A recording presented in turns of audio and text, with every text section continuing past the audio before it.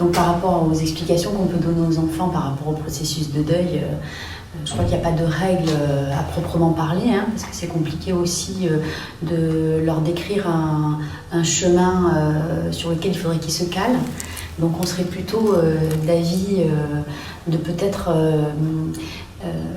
leur rappeler que les choses ne vont pas être linéaires surtout, qu'il va y avoir des mouvements qui vont les saisir à certains moments avec des fois des émotions qui vont les dépasser, à d'autres moments peut-être plus de légèreté, plus inscrit dans la vie de tous les jours, du quotidien, de l'école, avec les amis, etc. Et puis il y a des moments où ils vont être prises aux prises d'émotions comme de la colère, du chagrin, des difficultés à en parler, du repli, et que les choses vont évoluer au fur et à mesure et que ça va être propre pour chacun et différent, notamment sur une même fratrie. Hein. C'est important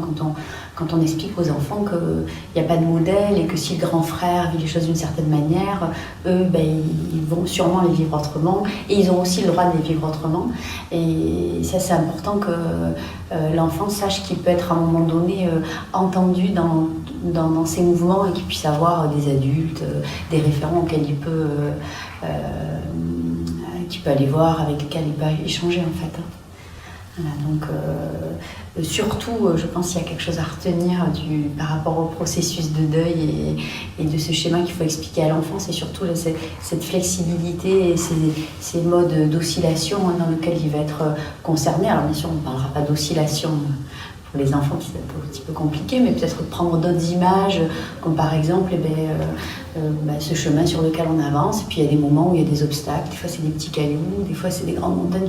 qui semblent beaucoup plus difficiles à franchir, et qu'il va être confronté à ces émotions-là. Et peut-être que ça va s'inscrire dans le temps,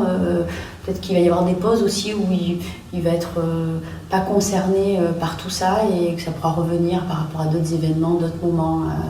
où il pourrait être plus happé, parce qu'il y a des dates anniversaires, parce qu'il y a des événements heureux ou d'autres événements tristes qui feront que ça le renverra